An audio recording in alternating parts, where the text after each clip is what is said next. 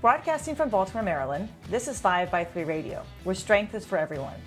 I'm your host, Emily Sokolinski, owner of 5x3 Training, a strength and conditioning gym in Baltimore, along with my co-host, Rebecca Fishburne, founder of Cornerstone Strength Maryland.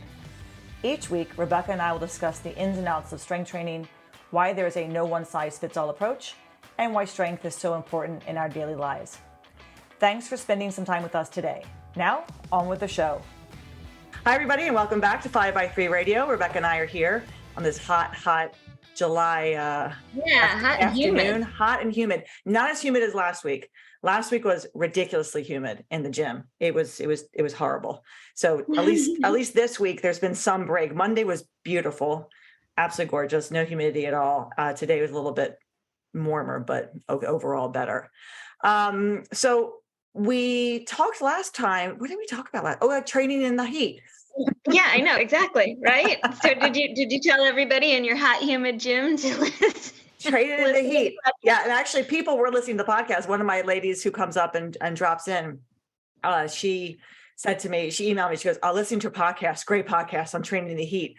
I'm really struggling today. And then later I get emails going, I don't think it's the heat. I think I'm struggling regardless of the heat. But definitely, like we're going next week down to Florida for Felicia's. Yeah, I know. She's got her soccer team nationals tournament down there next week. Outside, I can't even believe it. So it's like crappy outside, and she's been going outside running. We have a treadmill in the basement, but she's got to get acclimated to hot and humid. I don't like the heat. I realize I hate the heat. I really do. I was training last Thursday, and oh God, it was terrible. It was terrible. Yeah, I only have about a 10 degree, maybe 8 degree comfort range. Yeah, it was. I realized I was like, I got nothing in me. I got nothing. I just kind of threw it up. I moved onto the bench. Was like, I'm done. Let's go. I was with Jack and Eleanor. I was like, let's go. I got to get out of here. So this afternoon, we are meeting again with, and there he is, my client Manny, back from his 4th powerlifting meet. Can't hear him just yet. See him, can't hear him. Perfect. I was just doing my introduction for you. Yes. So you're back from your 4th meet. Welcome back, sir. From Jersey. Fifth meet. Oh my goodness. Okay. So you did one in 2021. I did 4 in the USAPL, but before I started, I did 1 in the USPA. Got it. And I decided to stick with the USPL. For those. So my fifth meet. There we go. I thought it was the 5th meet. I wasn't sure. So 5th meet. Okay. So I'm a veteran. You totally are. Yeah. Master athlete, veteran powerlifter. Yeah. We know we have a time restraint today, so we're getting right to it. So the last time that we spoke, we actually just talked about your training, how you got involved with strength training. Go ahead. Please go ahead. How you got involved with starting strength, that you originally started with CrossFit, but we wanted to spend time today talking about your recent preparations for your meet. So if you think about what you did for your December meet, and then what you did for your March meet, and then recently what you did for your July meet. And I know that's a lot, I'm throwing it out there, but I know we've talked about it a lot. So it'd be interesting for Rebecca and for others to hear what you've taken away from all these different meets and your own training, and how you have subsequently kind of moved from one meet to the next and performed great at each meet, very, very well. And what are some things that you did differently back in December versus just recently? So I think we're just jumping right into it. First of all, when I look for a meet, I have a particular circumstance that I can only lift on Sunday. Right. But I think what applies to anybody is that you should look for a meet that is far enough out that allows you to really do adequate training and preparation. I know there are some people, I think you're one of those people, actually, Emily, I could read you wrong, that doesn't like to schedule far out because, preparing far out takes a lot of time. It's anxiety provoking. Mm-hmm. And maybe for you, you don't need it. But I like to have maximum time out. No, I agree. So I agree. I will schedule minimum 4 months before I'll get myself into a meet. once I sign in, that's a commitment. Now, originally, for my first few meets, I was lifting in the 60 kilogram category. Right. That's 132 pounds or less. To be honest with you, for me, it was very hard to maintain the weight that low. I wasn't feeling good. Yeah. Okay. So I decided for this meet that I'm going to eat a little more, and I allowed myself to go up so that I was now in the 67.5 kilogram category, which was below 148. Nice. Yes. So the way I achieved that, and what I've come out of here learning is that although many people say, including you, Emily, I know we've talked about it, that you don't worry about the weight. You just basically lift where you are at. I believe there's something to be said for making weight. Mm-hmm. And the reason I say that is if you think about the weight categories, they're usually separated by 16 to 18 pounds. Okay. If you are smack dab in the middle of that, your tendency is going to say, well, why should I change? It's too hard for me to go down. And I would say that's wrong because I used a protocol. I'm going to give you my protocol. It's based on others that I was able to lose in the last week 11 pounds. I went from hovering at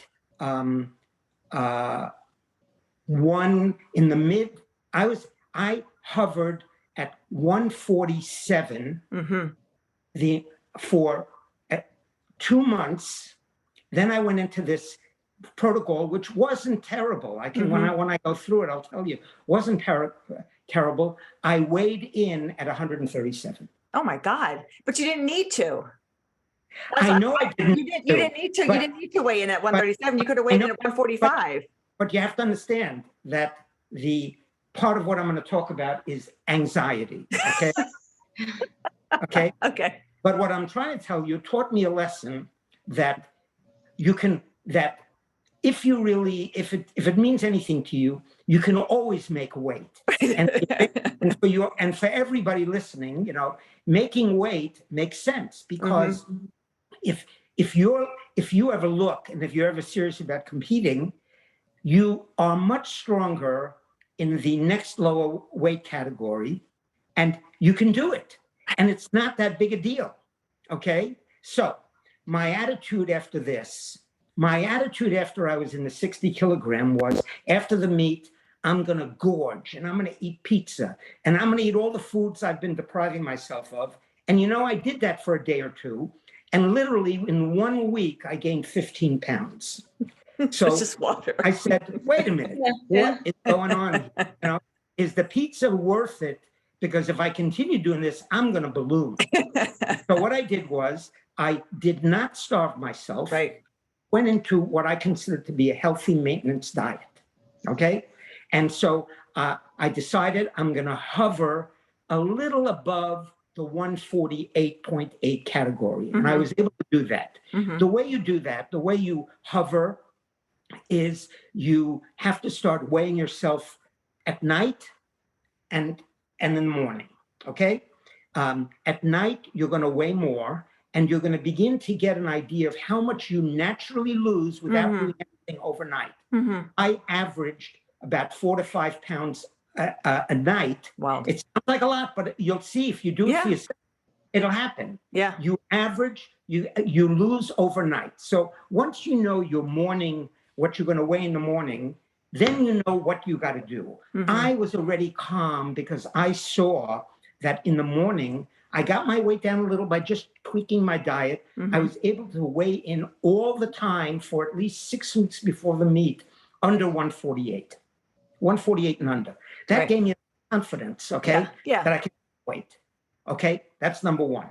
Now, in terms of my diet, this is all part of the preparation. Powerlifters, maybe in the elite category, they do this. In fact, I'm sure they do. I decided that using supplemental things, and that includes protein, powders, and shakes, was not for me. I decided to go completely natural. And the reason being, the protein powders have a lot of what I would call substitute sugars in them. Mm-hmm. There are some substitute sugars now in the market, such as monk, I think monk-derived sugar. There is erythritol, which is a natural sugar alcohol. But, this is just my own, I'll call it mishigas. It means craziness. Yes. I don't want to do any of that. Okay. And I don't like the idea of taking protein powders. They didn't make me feel good. Right. So I decided I can do this by just eating normal food. And usually they recommend for older people, by the way, I'm 74, mm-hmm. they recommend older people take extra protein. So if I can do it, I think it's reasonable. In other words, I eat natural, I eat fish, chicken, a lot of salad, raw vegetables. For me, the big killer and the thing I love is carbohydrates, especially bread. Mm-hmm. So that's the sacrifice I have to make. I don't eat much bread. And obviously I don't eat cookies and cake, which I do crave, but that's the thing I cut out. Right. Okay? Right. Yeah. I drink, wine. I have a glass of wine a week. I drink some whiskey each week. Very, very moderation. Moderate. Sure. But I consider myself to be now a very natural lifter. Yeah. Meaning no supplements. I do take a magnesium zinc supplement at night for bed, mm-hmm. but that is something that also helps you sleep. Mm-hmm. And that's something I do. It's very natural. Okay, so that I don't worry about. Okay, so that I decided for the meat, that's the way I'm going to do it. I'm going to try to keep my weight at 147, and I'll get to it later how I actually prepared for the meat.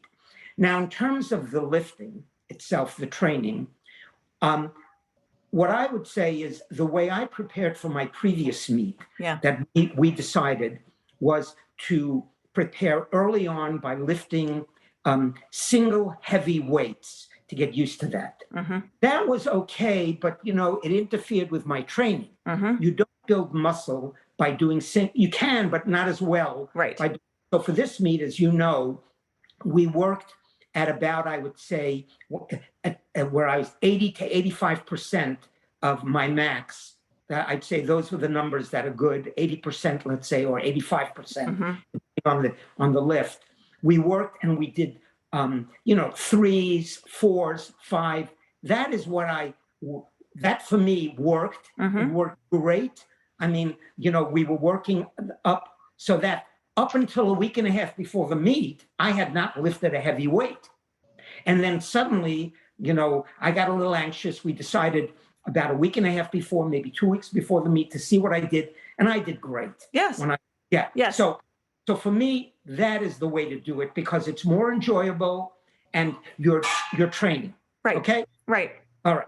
So we went into this, you and I took your advice. We went into this and we did it that way so that up until about 2 weeks before the meet, I was literally just doing standard training in the gym.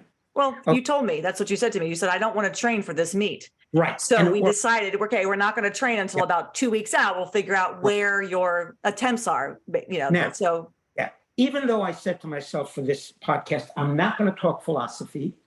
But the people want it. Okay. Rebecca and I are here. They don't, they could care less about us.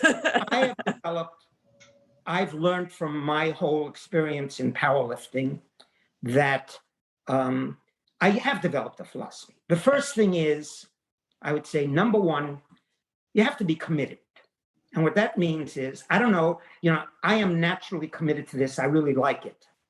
But if you're not, then you have to get yourself committed if you want to do it. That means the first thing is you got to show up. Mm-hmm. You got to be in the gym, preferably 3 times a week if you can 2, but you always got to show up. And there are days that you may not feel good about it, but you have to be committed. If not, you shouldn't even do it. Just doing it without a commitment. I'm not saying you shouldn't do it, but yes, you gotta put in the work, and you have to really put in the work. Yes, that means you have to work hard, and that's true of anything. What I'm talking about is any activity. You have to devote yourself, commit yourself to. Number two, and I'm not saying it because you're at the other end, you have to get yourself a coach. Yes. You need a coach. If it's not powerlifting, you need a rabbi, you need a priest, you need a mentor. You need a mentor, you need right. somebody to advise you. Right. You can't do this stuff on your own. You can, but I can tell you something, your results will be so much better if you get somebody who knows what they're doing. And that does not mean that you go to a local box gym and you sign up and they sign you some personal trainer that has no idea what he's doing. And he tells you how to do a deadlift, and he's working with you at lifting 20 pounds for a deadlift, and you're doing that for 6 weeks. That's not a trainer. No. So you got to do your homework. You got to get somebody who is experienced in the task that you are doing. You have to get, if you decide to do powerlifting, and that means strength training with barbells, I don't mean the powerlifting competition, you got to get somebody who's trained in it. Mm-hmm. Mm-hmm. And pardon me if any physical therapists are listening, you can't do physical therapy you can't do physical therapy protocols and apply them to barbell training. Mm-hmm. They're Mm-hmm. different. Mm-hmm. Physical therapists know a lot, and they would know. And if they are also trained in barbell training, good. But Yes. if they're not, they Yes. may tell you this is what physical therapy does, and they're wrong. Mm-hmm. Okay. Before I came into the gym, I was having some knee problems before I started with you. Right. In my squat. And I went to a qualified physical therapist. I'm using my fingers to make quotes. I went to a qualified physical therapist, and he looked at me, and great guy. And he said, you know what you got to do? You can't spread your legs that much when you squat. We'll have you do a very narrow squat. It won't hurt your knees. So I followed him. And basically, now that I know, he didn't know what he was talking about. You got to spread your legs when you squat. Okay, that's about it. So number two. So I said, first, you have to be committed. You have to work hard. You have to do everything in your power that you can to do it. Number two, when I used to speak, I spoke to people who said, well, maybe I can't afford a coach, so maybe I should. No, if you want to do this and you want good outcomes, I'm not going to talk to you and tell you you can achieve this without a coach. You need a coach. Mm-hmm. That's the bottom line. Mm-hmm. You want to be successful. It'll save you. Number one, it's going to prevent injury. Why would you risk injury? And you still may get injured with a coach, but your risk of injury is multiplied by magnitudes by not having a coach. Right. And it's finding the right one, as you said, finding the right one. Now, the specifics of what I learned that we learned together was that, and what's amazing about all this is that when you think about the things you learn, they are what was already taught to you in the beginning. The basics are always going to work, but we don't know how to do and learn the basics. So it's like a full circle. You start out, you try to do it, and you forget about the basics. And then when you finally get it, whoa, I'm back to the starting line. Right. What do I mean by that? Okay. The basics, for me, squat has always been difficult.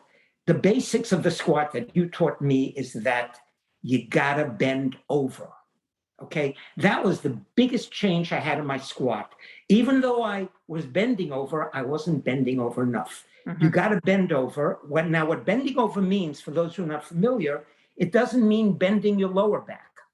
Your lower back has to be straight, has to be tight, has to be, in the right position. But you have to hinge at the hips and hinge more. Okay? When you hinge more, you'll be able to get up more, and it'll be safer. I'm not trying to teach someone how to do squat. I'm just giving you my changes. Yeah, no, yes. And for those who are listening who, you're talking about the low bar squat, which is why you're bending over. If you were doing a high bar squat, you would be moving the hips back, but you wouldn't be leaning over, but you're talking about the low bar squat. Okay. Yes. Now, the second thing you have to do is, and this is the part that I think I learned the most amount in my squat, is the hardest part for most lifters is I believe, in the squat is going deep. Okay? And the reason for that is going below parallel. That means going where your hip crease is below where the top of your patella is a scary situation for everybody. In the beginning, no problem because you have light weights. Once you get a heavy weight on, your body naturally says, you have to stop when you're headed down to go low. You have to overcome that. And the way I overcame it was simply by forcing myself with not extremely heavy weights, but with weights I could handle to get down low. And as I did it, my body began learning, oh, this is what it feels like. This is what it feels like to go below parallel. And you have to do it over and over and over again. And then what you'll find, once you are comfortable going low, then you can start raising the weight and your body will go low, because now, once you're comfortable going low, the extra weight will help you get low. Right. So, right. Then you have to worry about coming back out of the hole once you're in there. If we get to it, what happened at my meet, right? I actually went too low. You went so low.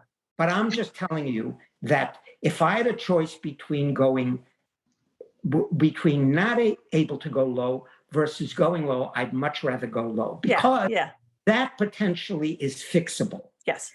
The other one is much harder to fix. Yeah. I now will always go low. Yeah. And to be able to say that relieves so much anxiety. To be able to put a bar on my back and literally, without much of a warm-up, to do a below parallel squat. First of all, in my age group, when they watched how low I went, nobody cared what I lifted. Everybody was shocked. I know.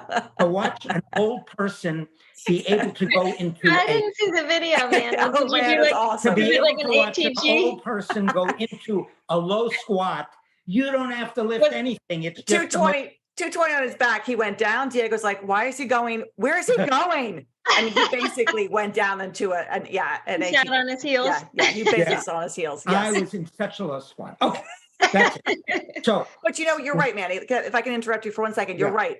I'd rather have somebody go too low and have to teach them how to be just below than someone who can't get to depth. And I'm constantly saying lower. Yeah. That pendulum shift with form correction. And while we're talking about this, I know we're jumping around between food preparation technique, but this is what I'm doing. I'm not sticking to it. So the advantage of I think what happens if you analyze carefully when you go too low is at the bottom, when you go too low, you probably lose tension. Oh, you do. That allows absolutely you to go low, and that's why it's harder to.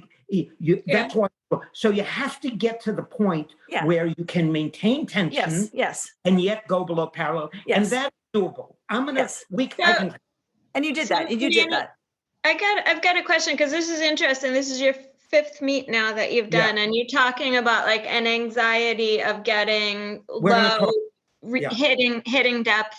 That was something like a psychological barrier that you had to overcome with this meet. Is that something that you struggled with all along through those prior meets, or is this something that emerged? No, struggled all along, and I'm going to devote a good deal to that subject. I just want to get to the next step. I didn't know if that was because for me, there were new anxieties that sprung up after I had done more meets. Right. But that sounds like one that probably was a core anxiety there all along. I'm going to deal with that in a second. I have that in mind because that's the biggest thing. So I'm going to get through the things. I got the squat, the bench press. I used to hate the bench press, but what I really love about the powerlifting, I'm going to use that as a term, is that I'm a very weak bench presser, but I've been able, by working with Emily, we worked on it. We worked on every little part. I improved my technique so much that I actually enjoy the bench press, because you see, if you are really good at something from the get-go and you decide not to do it further, you decide not to improve it, that's a great feeling. But if you start incorporating improving technique, then then barbell training becomes really a lot of fun because you're constantly progressing slowly. Your technique is better. You're teaching your body, and that's what it's all about. Technique is not something you learn in a week, a month, a half a year. No, you're working on technique literally your whole barbell training life.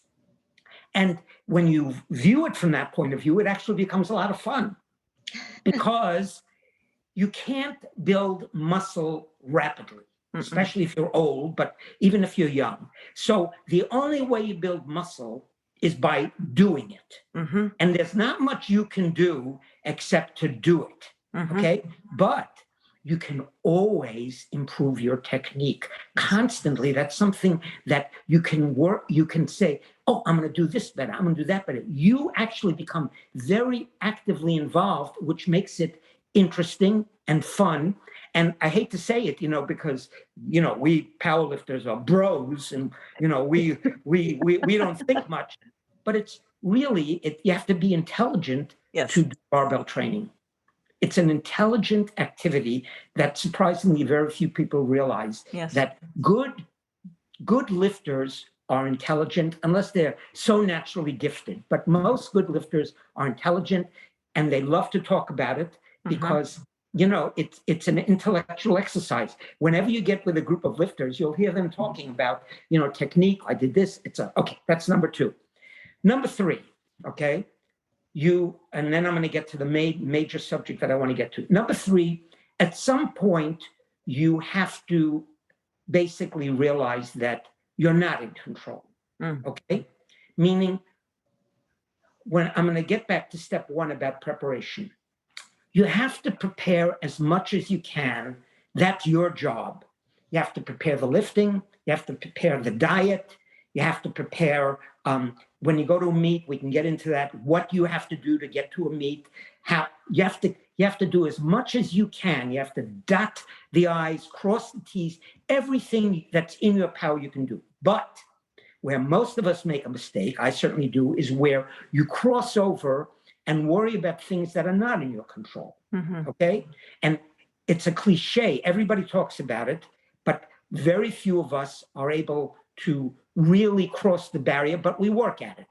You have to know when you're not going to be in control and you just have to let it happen, okay? That's hard. I don't know how other people are going to do it. I am a religious person, so I said, it's out of my hands. God is going to control what I do. And if I don't do it, that's in the plan. If I can't make the lift, God had that happen. And if I make it, God had that happen. Now, he didn't have it happen without my putting in my work. But he definitely, or she, or however you want to put it, meaning if you're not religious, I'm not going to try to convert you. It's not my job. But you have to realize there's a part that you don't control. Right. And that other part is things that happen to you. And so if they happen to you, you have to say, okay, it happened to me. I did my best. Okay, we're done with that. Now, the major change that I want to talk about, a major problem for me, has been anxiety and the mental aspect of lifting.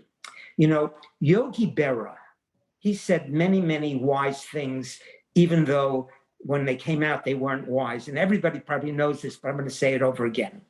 Yogi Berra said, baseball is 90% mental and the physical is the other half. Now, if you do the math, you get the joke. Right. You get the joke. Okay. He exaggerated, okay? But there's no question in my mind that the mental aspect of doing any activity, I'm going to say, it plays a major role. And the beauty for me of participating in an athletic activity, especially something like barbell training, is that it teaches you so much about the mental aspect of how to approach things, who you are. So when I started lifting way back 2.5, 3 years ago, every time before my deadlift session, 2 days before, I would get tremendous anxiety where, life became not enjoyable. Literally, 2 days before, I'd say, oh my God, I can't believe that I have to lift 300 pounds, deadlift. And I'm so scared. What if I don't make it? What if I hurt? I had so much anxiety, and I didn't know what I was worried about. The anxiety is loose, just goes crazy, okay? And with anxiety, you get depressed. Yeah. Because, first of all, anxiety and depression in and of itself are very related. Secondly, you're anxious about an activity that you're supposed to enjoy. Right. So you get depressed. What am I doing? I'm right. It makes me miserable. Right. Okay. So that gradually lessened as I became better at the lifts. So the anxiety will lessen as you become more confident. But there's still a major component of anxiety. And for that, I had to do an active intervention. And so I'd been working very much on my technique and lifting, and I enjoyed it. But then I said, I'm always the kind of guy, I'm even though I'm a little old man, I'm a bro. I don't believe in this mind stuff. You know what I mean? That's woo. But I said, let me give it a shot. So I picked up a couple of books about the mind game. I started reading, and I said, let me see what's going on here. And I decided to apply a few techniques. Now I'm just in the beginning of learning the mind game. So what I'm about to say is just the beginning, but I'll tell you at the end of the story is they really worked for me. Mm-hmm. So what happens is that when you do a lot of training, and I'm not saying I did a lot, but 3 years, multiple meets, I'm sort of beginning to be a veteran. When you do a lot of training, the main purpose of the training is to teach your body motor patterns, okay? In other words, what lifting does, the beauty of lifting anyway, is because you're not competing against somebody else. You're not getting a fastball thrown at you. There's not a basketball being thrown at you. It's like golf. It's an individual sport.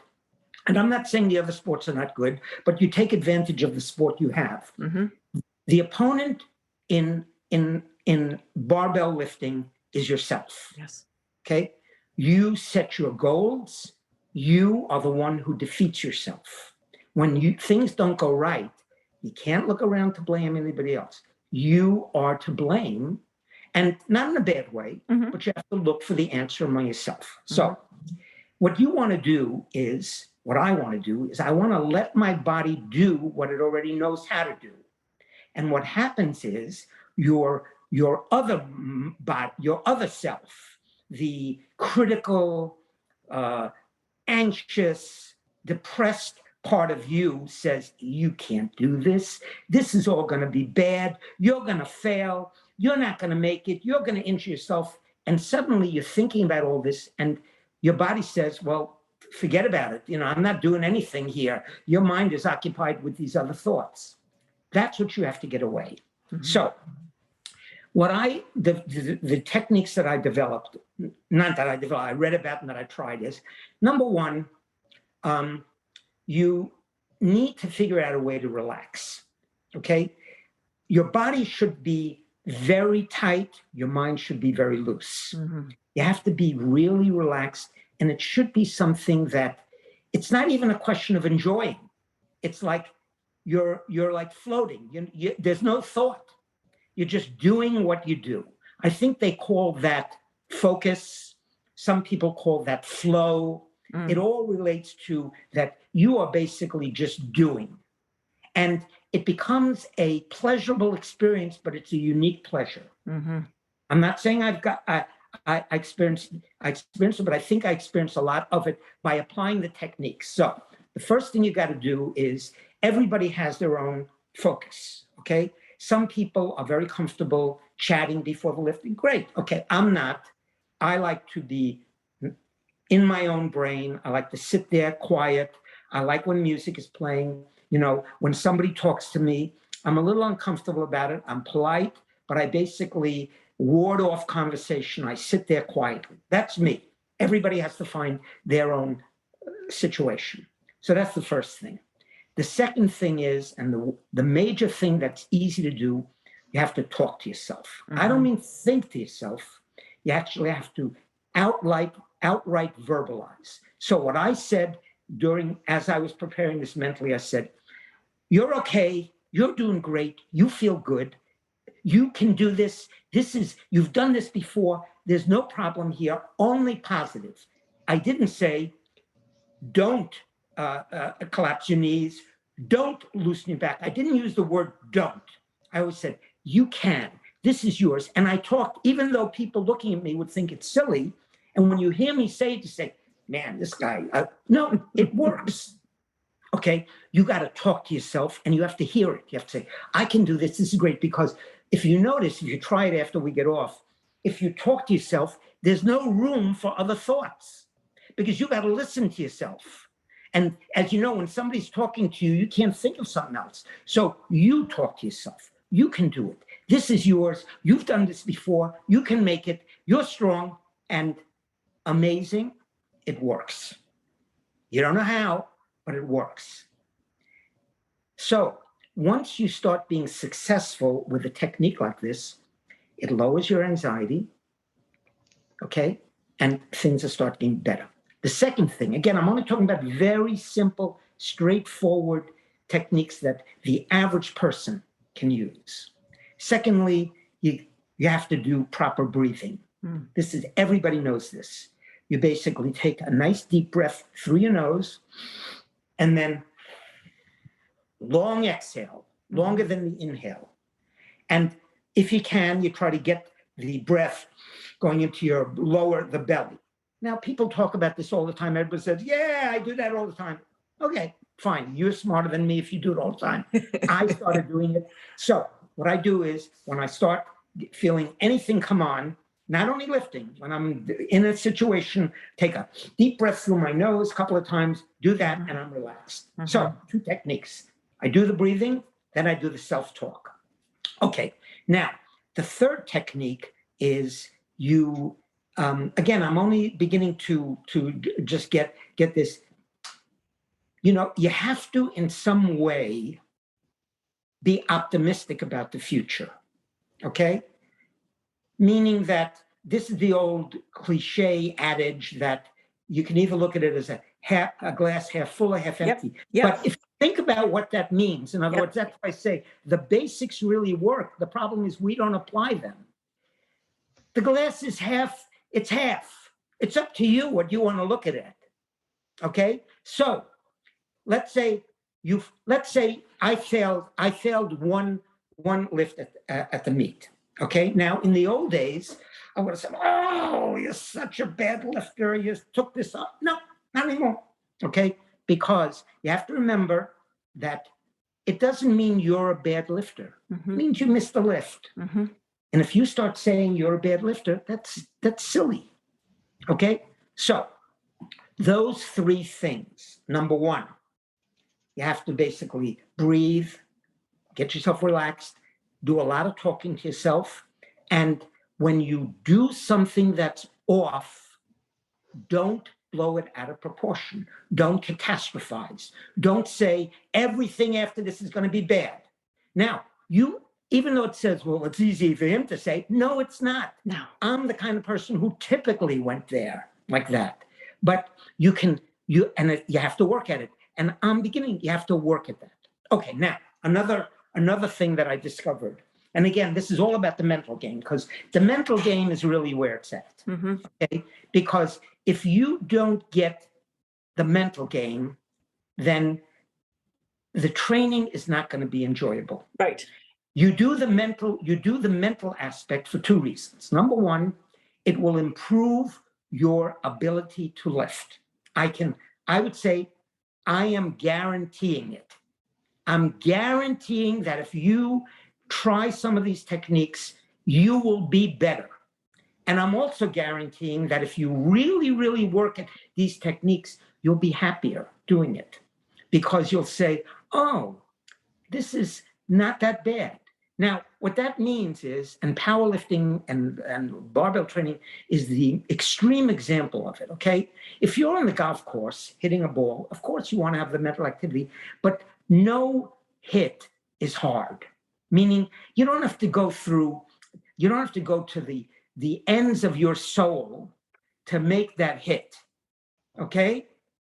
Hitting a ball, granted, a guy like Tiger Woods can hit a ball 360 yards, right, and I can hit a ball probably 100 yards, probably backwards when I'm going.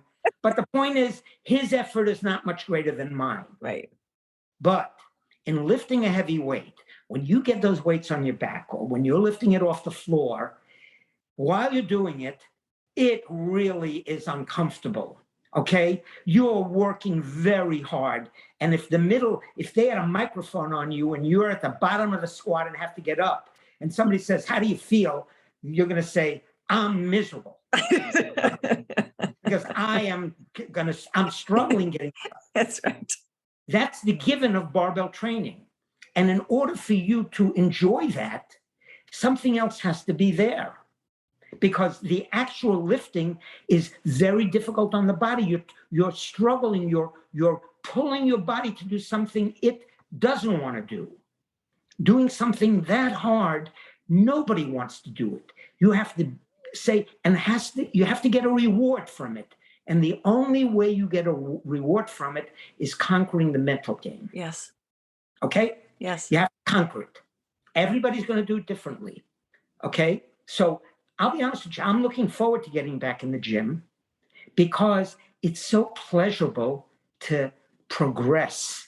I don't care. I mean, it's great going to meets and everything like that, but progressing and watching yourself get stronger is such an amazing feeling. And attitude is everything. I'm listening to you talk, Manny, and I'm thinking of clients I have who have the best attitudes. And I'm sure Rebecca has clients, the same thing as she can think of, like her online clients or in-person clients, the ones who make the most progress, the ones who really do, even if they don't do the self-talk out loud, but they have the right attitude and they go in and they show up and they put the work in and they suffer, right? They put themselves out there.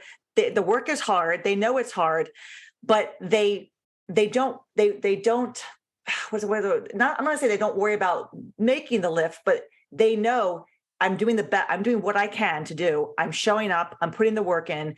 This is pleasurable to me because the attitude is I'm getting better every time I come in here. And it doesn't matter what kind of day it is. It's the day it is. The glass is half. And it's always for them half full, not half empty. The ones who don't make the best progress are the ones who constantly see it as half empty. But if only I had this, but if only this didn't hurt, but if only this, well, let me fix this. And they're constantly coming in with that. Those people, they can't make progress because they're so in their heads in a different way than you're in your head.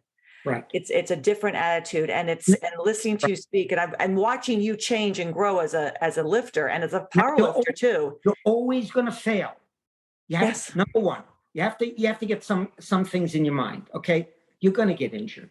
Okay. I mean, I'm not saying you definitely will, but there's going to be some kind of injury. Right. Now, you have to understand that unless it's something horrible, okay, you're going to recover. You may not make 100% recovery, you'll make 95%. It's going to happen. And it's not going to take that long, okay? If you get injured, and we all do it, I do it, and you start catastrophizing, it ruins your life, ruins your day, okay? So one thing is, once you realize that this is a sport, any sport, you're going to have some injuries. And as soon as you get an injury, doesn't mean I don't do it. Doesn't mean, okay. That's the hardest one to conquer. Sure. The dealing with the injury. And I'm not going to get into that because it's a whole other podcast. I'm like everybody. When I get a tweak, I say, uh-oh, is this the beginning of the end for me? You know, like, okay, that we're not going to cover. But when you fail on something, I watch people in our gym, okay, in the morning. When you're young and you're a guy especially, okay, big guy, you know, and you say, okay, I'm going to do a press. Let's say you weigh 200 pounds and you decide I'm going to do a press 180 pounds, which is pretty good, okay? And you don't make it. I watch a guy walk away, almost like kicking himself, and the day's ruined. I get it, okay? Happened to me. That's not the way to approach it because it happened today. You failed today. It's a one-time event. It happens all the time. You know, continue working out Next time you'll make it.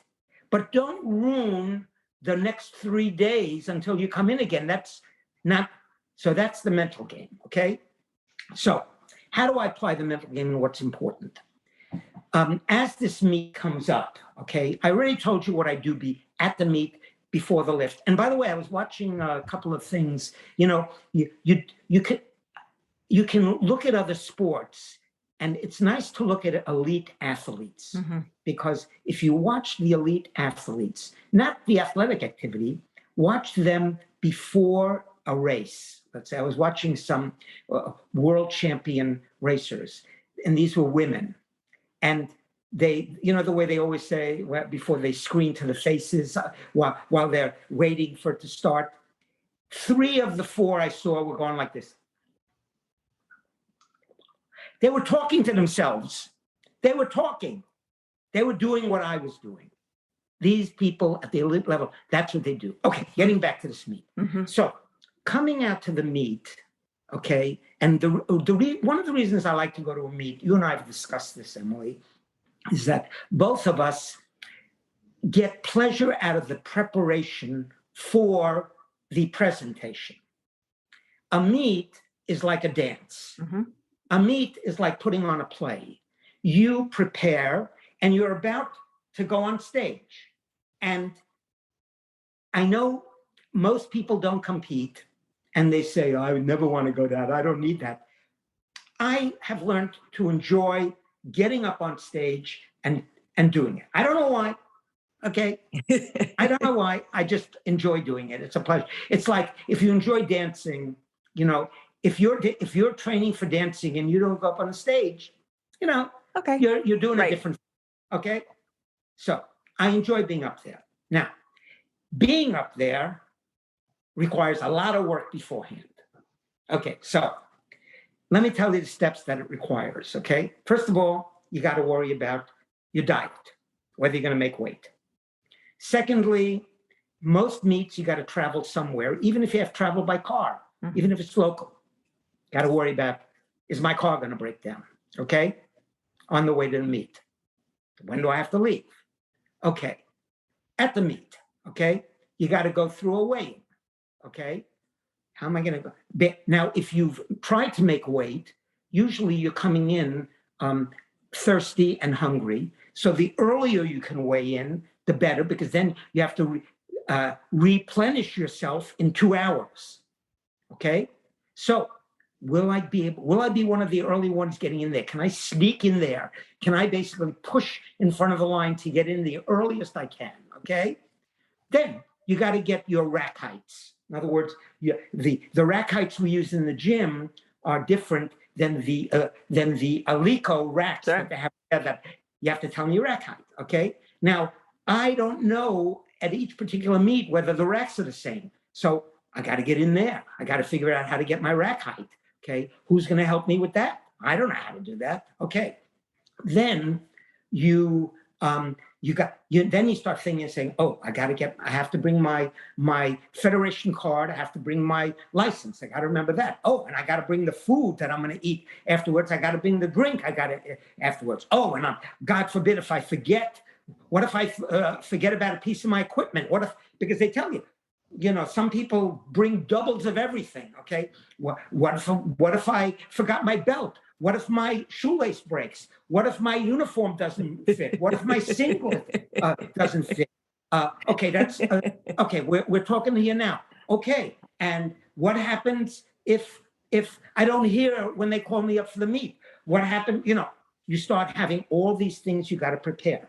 Well, you can imagine as intelligent people, what's going to happen?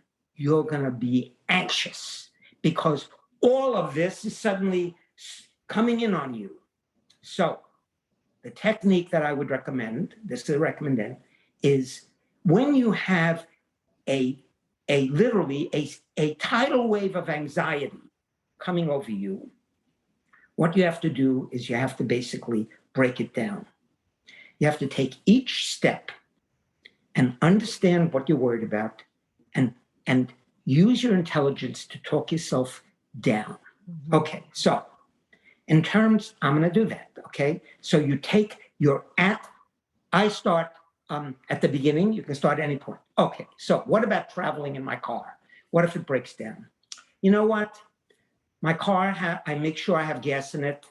My car is not a great car, but it's an okay car, okay? If it's going to break down, that's something that's out of my control. Right. That's something I can't worry about. If it's going to break down, that means I wasn't supposed to be at the thing. I'm not going to worry about that. And it works. I don't worry about my car. My car's going to make it, okay? I'm not going to speed, even though I speed on the highway usually. I'm going to be careful because I don't want to get, and I don't want to be stopped, okay? But if I'm stopped and I get a ticket, okay, so I'm behind 10 minutes. I leave myself room for that. That's all that can happen. I'm not going to talk back to the officer because he's going to take me in and that he's going to take me out of my meet. So I'm going to be pretty comfortable. Next step, I get to the meet, okay? I get to the meet. I'm going to get there early. Usually I try to get in, if I can, I lift in the morning. So the meet usually, the weigh-in starts either at 6 or 7 in the morning. This one started at 7. So I said, all right. Now I had to go upstate New Jersey, okay, for this. So I left Saturday night and I traveled up to the hotel and I stayed overnight, okay? So I was worried about, what about coffee in the morning? How am I going to get my coffee? That's something that worries me, okay? They have a Starbucks there, but I was told that you may have to wait online there. I didn't want to wait online, okay? So to show you, I'm a preparation freak. I took my coffee maker from home and I brought it with me. I took away one piece of anxiety. It wasn't that big a deal. That's right. No, don't worry about the coffee. I had Gatorade because I need Gatorade afterwards. I had my food packed with me. I'm all good. I got my food with me. I take some medicine. I took two copies of the medicine. One I put one place, one I put in the other place in case it gets lost. In other words, what I'm trying to say is that if you go through each step and prepare and logically think about it, you take care of each step along the way. And then you don't have a tidal wave of anxiety, okay? So you gotta basically, the key for people like us, and I'm assuming many people like us that have anxiety issues, is to not let that bowl you over, to understand that everybody listening is intelligent enough to say, I'm going to take each step of the thing and I'm going to prepare myself as best as I can. And what I can't do, not going to worry about. Okay, now, what about how do you handle the weigh-in? Well, what are you going to do? You've gone through the technique, and if I get to it, if not, we'll do another podcast about the technique. You've gone through it. You're in the hotel at night. What you're going to weigh, you're going to weigh, right. Okay? There's nothing to worry about. If you make weight, you make. What is the worst that can happen if you don't make weight?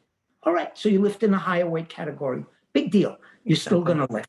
It's not going to be the end of the world, okay? You're going to be okay.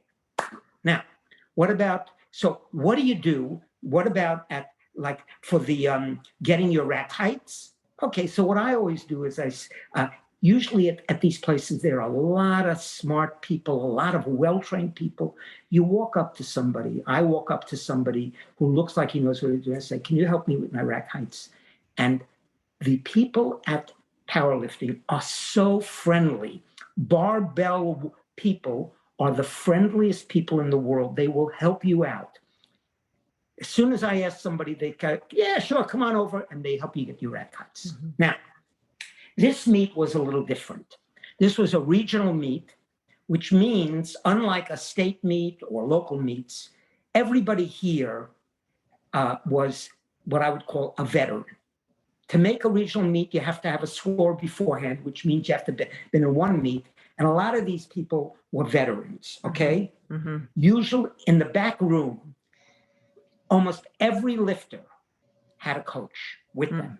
Most have coaches. These people are very serious. Now, because of my strange situation, I had to lift on Sunday. Usually they have the lighter lifters lift earlier in the meet, like on Friday or Saturday. I was lifting on Sunday. So I'm a 67 kilogram lifter. I was lifting with a whole group of 90 kilogram lifters. 90 kilogram, obviously is 30 kilograms more. Many of these people, 30 kilograms more than me, that means like 70, 80 pounds. And these guys look like lifters. When you get to meet, most lifters are going to be in their 20s, 30s.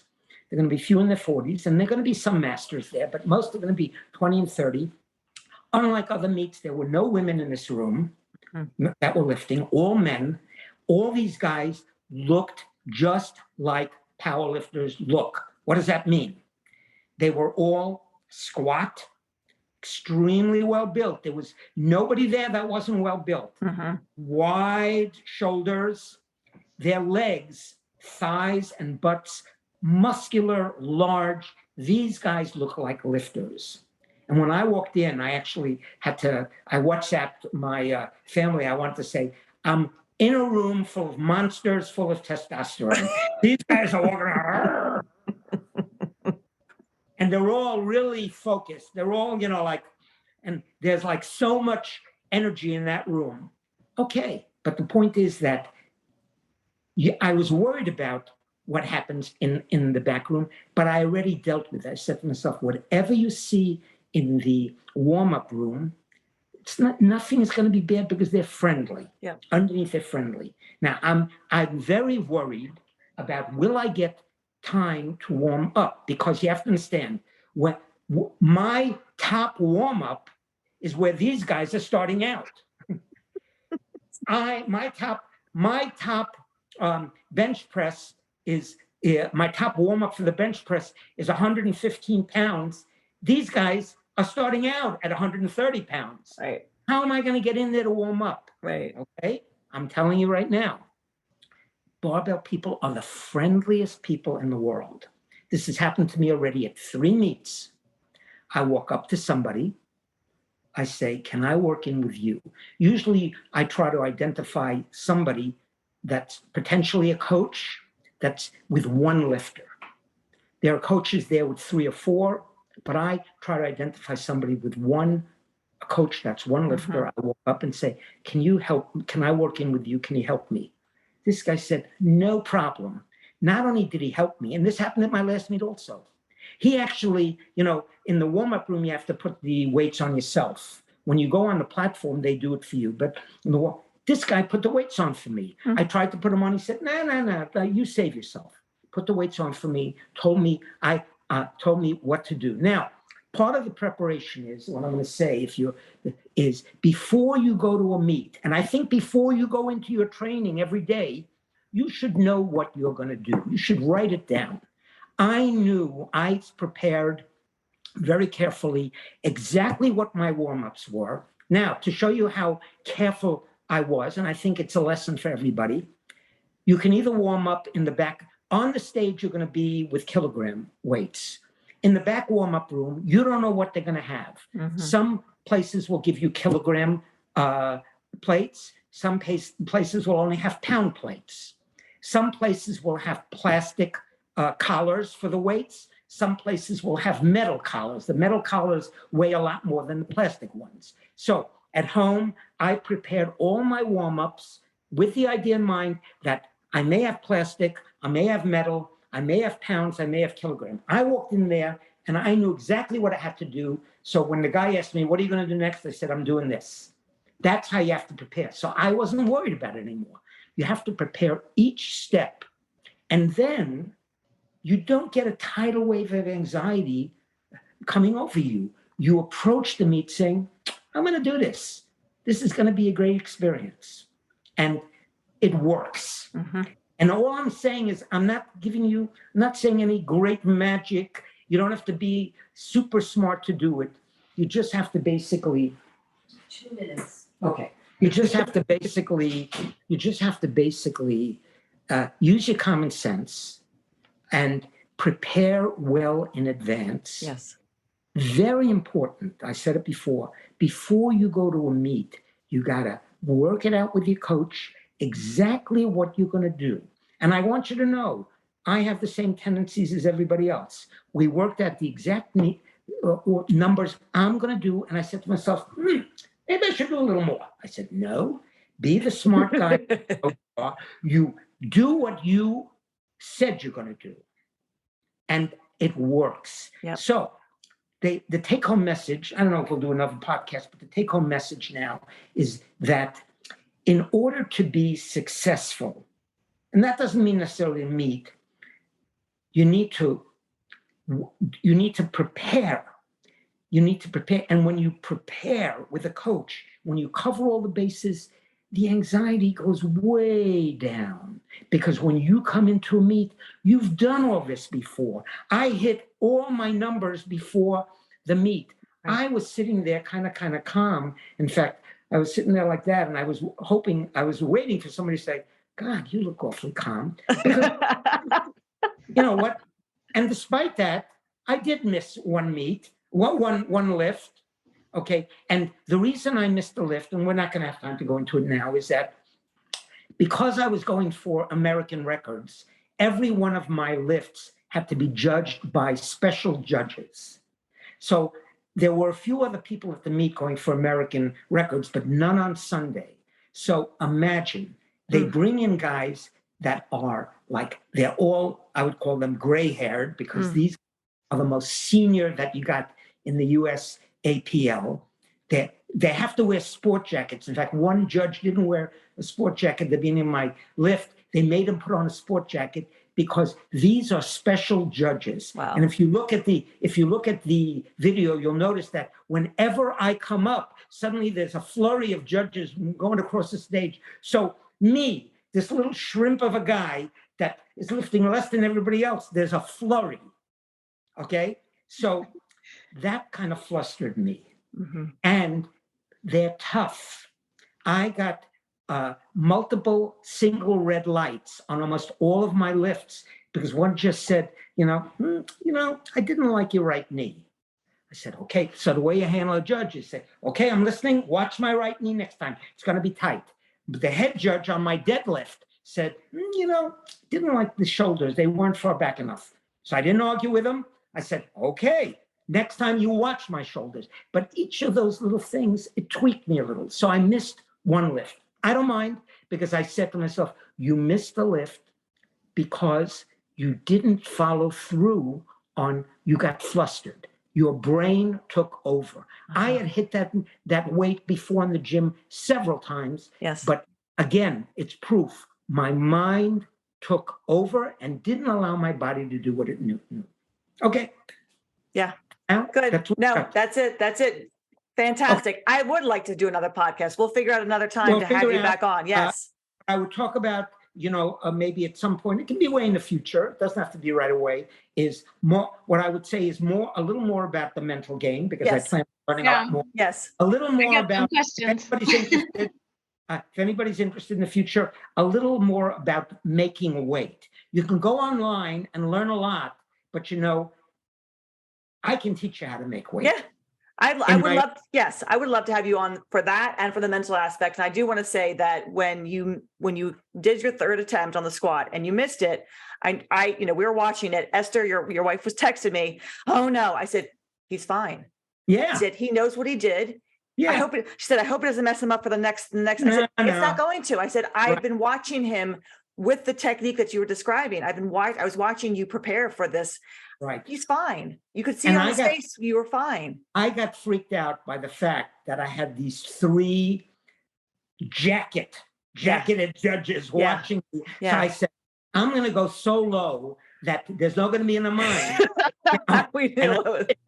I did. I almost went flat to the ground. Yes. Okay. Yes. Anyway. All right, Manny, thank you. Good luck to everybody. Thank you. Thank you very much. Have a good day. Bye, Manny. Thank you. I don't actually want to end just there. If you have, are you pressed for time? Oh, no, not really. No. Are you? I just kind of want to recap on what he talked about, because I think it was so, every time Manny's on, and this is the second time he's been on, I feel like he's been on before, like many times before, but you listen to him. And this is the first time I really was like listening to him and absorbing what he was saying. I always do. We have great discussions in the gym, but it got me thinking about so many other things. There's so many now. I have so many more topics on my mind. Because when I talked about the clients who make the most progress, and it's attitude. and it's mental preparation and it's planning. It's really so true. Like this, he said, this should be enjoyable, right? If you're training, you should be doing this because it relieves stress, or it's something that you enjoy. You're passionate about it. It makes you feel good. It's giving you back something that, you're putting in, you're getting back what you're putting in.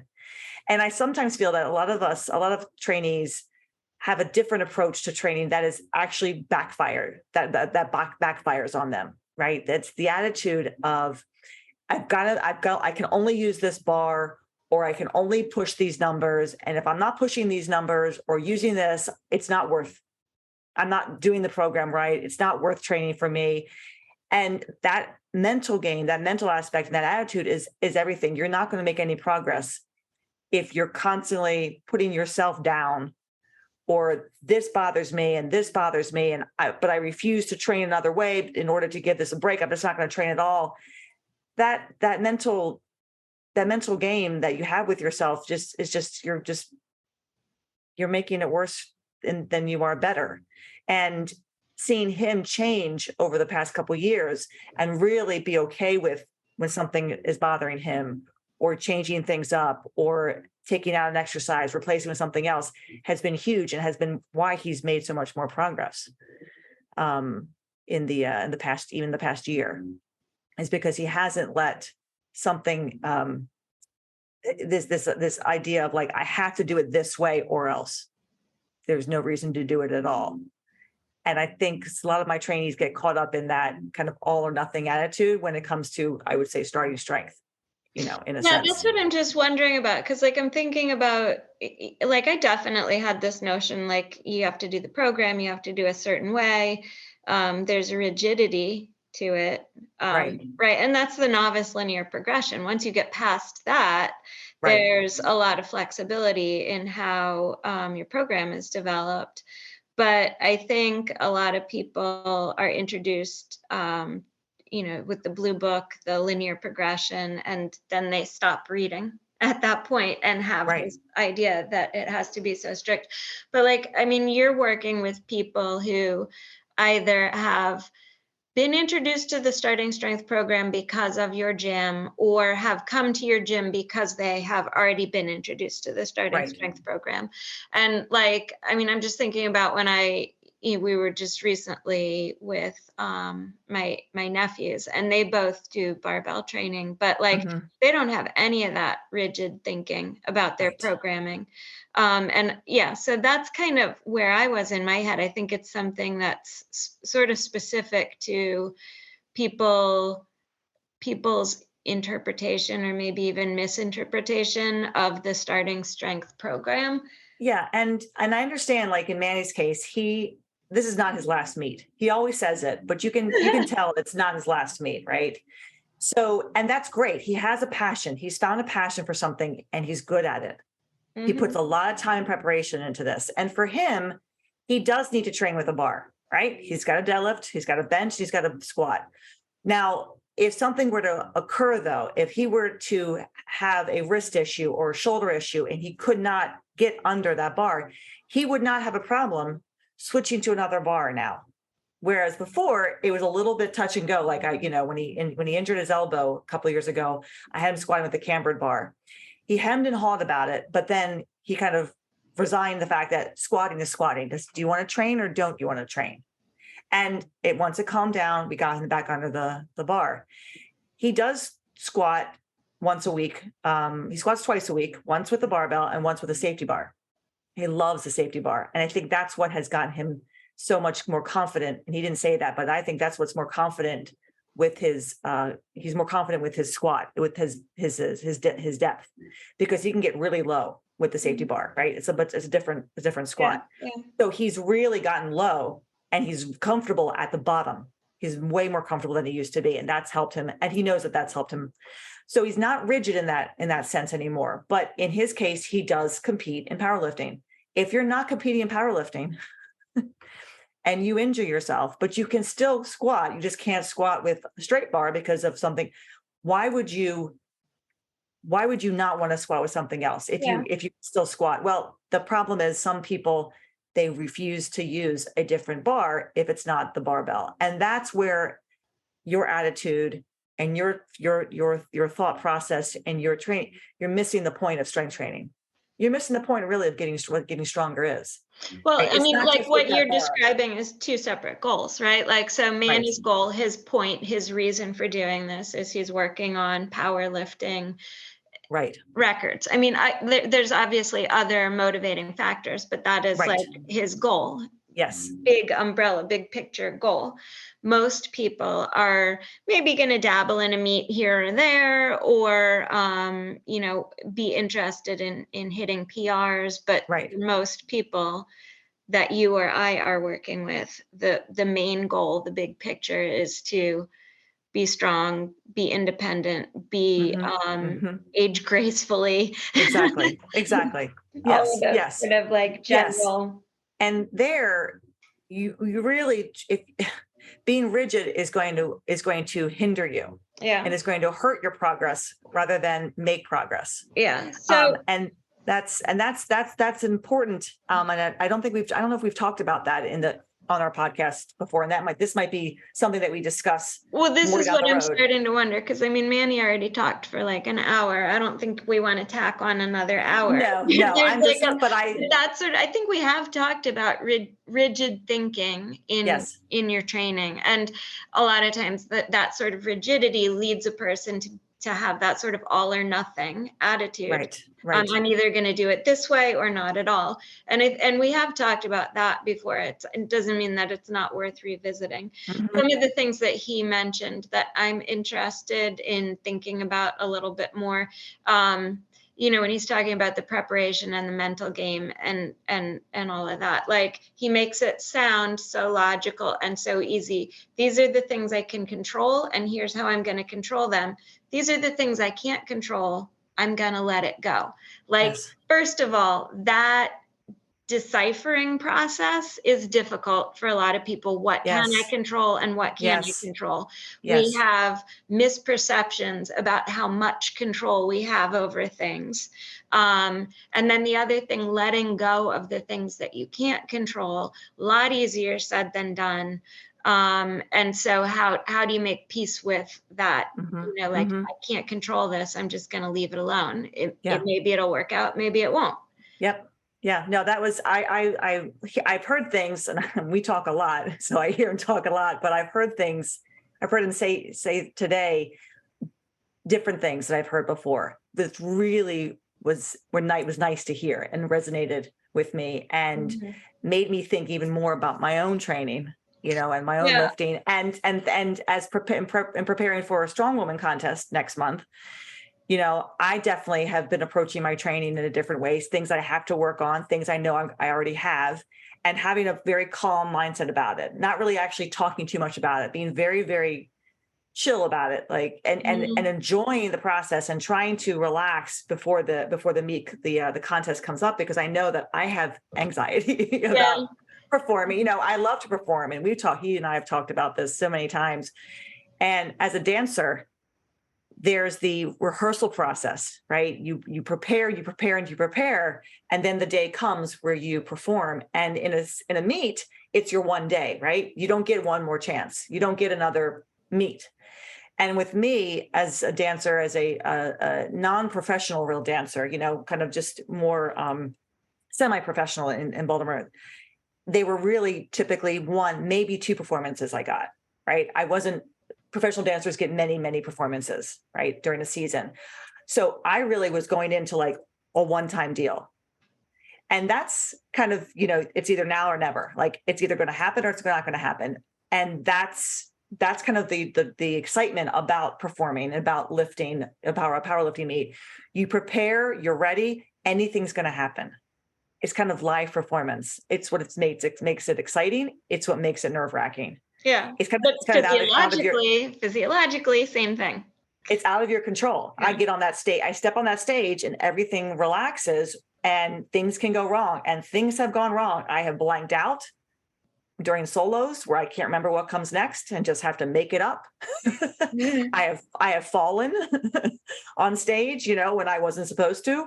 My left shoulder 11 years ago is what I injured it. I landed on my hands, and I had done it 1,000 times in rehearsal, and something in my shoulder went, and my brain went, oh shit. And the next day I'm rolling around on a ball for an hour, and it's been kind of toast ever since then. But it's those things, like, you have to go with it. Like, something happens, well, I better just keep going because, I'm still on stage and the music's still playing and people are expecting me to move. So your attitude has to be one of like, I did it, I'm moving on. We have these conversations a lot recently with Felicia getting ready to go into this nationals. There's like other players coming on the team, like how much playing time is she going to get? Like, returning players who have gone off to college and they're coming back and they're available, and it's good to have extra subs, but some of them that might affect playing time she gets, and we have to just keep coming back to what can you control. That's what right. In this situation can you control? Because if the coach is bringing on extra players, so you've got a deeper bench for the tournament, that's not necessarily bad, but if you want playing time, what can you control? Because you can't control what the coach is doing. You can't control how the other players are playing. Right. And I think, with barbell training, what I was listening to when I was thinking about what he was saying, so much of that is life, right? Yeah. So much of that is like, it's synonymous Ted Lasso. Barbells are life.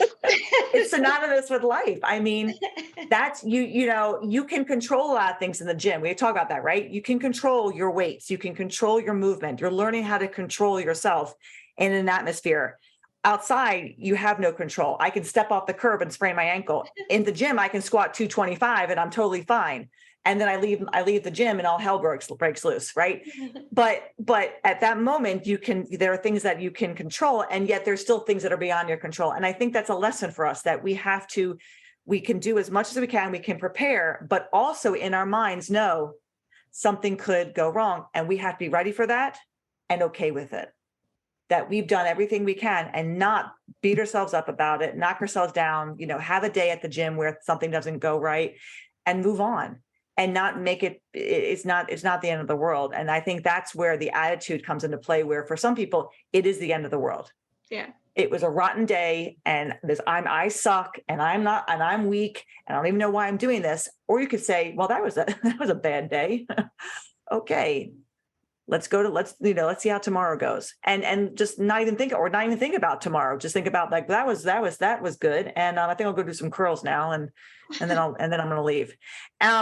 So that I would love to, I think that, we're going to wrap this up, everybody, but I think that's something to kind of talk more about. I think coming back to the rigidity that some people might have with their training and what really is strength training. I saw Barbell Logic had a quick thing on their Instagram post. It was Nikki and Andrew, I think, talking about what strength training really looks like, and basically talking about like lifters who are training, once a week or, 15 minutes a day, and that they're still making progress. And why are they making progress? Well, because they're still training and they're compliant with the program and they're putting in the work. And no, it's not 3 days a week. And no, it's not, an hour and a half. But does that really matter if you're making progress and you're compliant? And the attitude is, whenever I get in there, as Manny said, I'm going to show up and do something. That's what I see with my clients who show up and do something. They're the ones who keep showing up and keep coming back and keep making progress. Not the ones who have a bad day and then decide not to come back for 2 weeks because, well, they had a bad day. They had one bad day. So interesting topic. I think we want to focus more on. Thank you, Manny.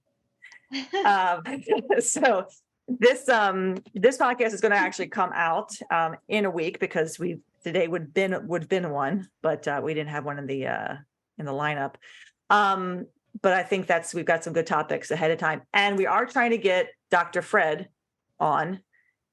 We're trying to get our mental health expert on the podcast. So we have to figure out what day works for us to have him on.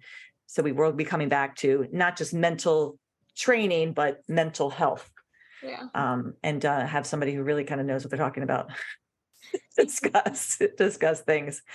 I think that wraps it up. So thanks everybody for spending some time with us today and listening to Manny philosophize. And we'll definitely have him back on, as Rebecca said. Well, yes, I mean, so we're going to podcast with Manny. What did you say? Something like we're going to podcast and we'll be there. No, Manny's going to podcast. Manny's going to podcast and we'll be present. That's why every now and then I have to go, oh, right. Yes, just to make sure everybody remembers that Rebecca and I are still here. We haven't gone away. He's great, which is why everybody flocks to him when he comes to the gym. But his mental game has definitely improved, and for the better over the past year or so. And when he talked to me about the mental technique that he was working on, the first thing I could think I thought of was, of course, Al Franken. And I'm good enough, I'm smart enough, and gosh darn it, people like me. Right? I mean, that's what it is. It's like talking to yourself, like, I'm good enough, I'm strong enough, I can do this. And it's not corny. It does make sense. It's that glass is half what, and you can do it. It's half full or it's half empty. It's your call, but I'm always going to go with half full, and that's what he's looking at. So, of course, if you have any questions, concerns, comments about our podcast or anything we talked about, please always let us know. You can reach me at Emily@5by3.com or Rebecca at cornerstonestrengthmaryland@gmail.com. I haven't put it up for a while. I was like, whoa, wait. She almost forgot her email. So thanks everybody for spending some time with us today, and we'll be back soon. Thank you. Thanks, Rebecca. Yeah, take care. Bye.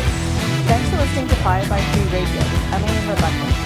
If you like our show and want to know more about 5x3 training, please visit us at www.5, that's F-I-V-E, the letter X, the number 3.com. You can also find us on Facebook and Instagram. To learn more about Rebecca, please visit her website, cornerstonestrengthmaryland.com. Thanks for listening and have a great week.